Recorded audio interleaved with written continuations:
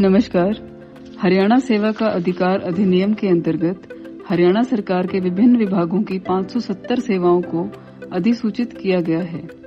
इसके अंतर्गत नामित अधिकारी प्रथम एवं द्वितीय अपीलीय अधिकारी को अधिसूचित समय में ही सेवा संबंधित आवेदनों का निस्तारण करना होता है। सेवा का अधिकार अधिनियम के अंतर्गत ही हरियाणा सेवा का अधिकार आयोग का भी गठन किया गया है, जिसने ऑटो अपील सिस्टम यानी आस के रूप में अधिसूचित सेवा संबंधित आवेदनों के निस्तारण को द्रुत गति देने की अनूठी पहल की है। इसलिए एक बहुत क्रांतिकारी कदम आज लिया गया है। अब जनता को इसके लिए अधिकारियों के चक्कर काटने की आवश्यकता नहीं रहेगी। जो डॉक्यूमेंटल जितनी भी एक लिस्ट होती है, चेक लिस्ट जिसको कहते हैं, उस चेक लिस्ट के आधार पर डॉक्यूमेंट सारे जमा कराना, टाइम पीरियड के अंदर जो नोडल अधिकारी है वो उसकी सर्विस देगा। ऑटो अपील सिस्टम यानी आस की प्रक्रिया की अगर बात करें तो हरियाणा सेवा का अधिकार अधिनियम के अंतर्गत किसी भी अधिसूचित सेवा का निवारण अगर अधिसूचित समय में नहीं होता है तो पात्र व्यक्ति की ओर से आस स्वतः एक अपील दायर कर देता है। आवेदन सबसे पहले नामित अधिकारी के पास जाएगी, जो इसका निवारण समय पर करेंगे। अगर नामित अधिकारी समय पर आवेदन का निवारण नहीं कर पाते हैं तो अपील स्वतः प्रथम एवं द्वितीय अपीलीय अधिकारी के बाद आयोग के पास चली जाएगी। इसके अलावा अगर किसी भी स्तर पर पात्र व्यक्ति की अपील अस्वीकार की जाती है या वे अपीलीय अधिकारी के निर्णय से संतुष्ट नहीं हैं, तो पात्र व्यक्ति स्वयं भी अंत्योदय सरल या सरल हेल्पलाइन द्वारा अपील दायर कर सकता है। हरियाणा सेवा का अधिकार आयोग ने माननीय मुख्यमंत्री हरियाणा के मार्गदर्शन से आस यानी ऑटो अपील सिस्टम को लागू कर एक ऐतिहासिक कदम उठाया। इसका लोकार्पण 2 विभागों के साथ 1 सितंबर 2021 को हुआ और मुझे खुशी है कि इस समय यह 10 विभागों में लागू किया जा चुका है।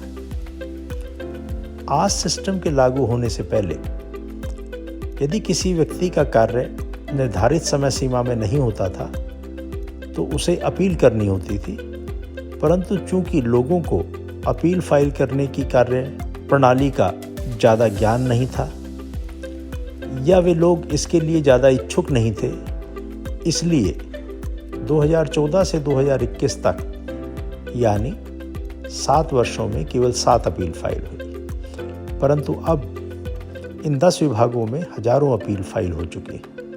आस से यह सुनिश्चित होगा कि या तो लोगों के कार्य निर्धारित समय सीमा में होंगे या फिर उनकी ऑटो अपील फाइल कर उन अधिकारियों की जिम्मेदारी निर्धारित होगी जो निर्धारित समय सीमा में कार्य को नहीं करते।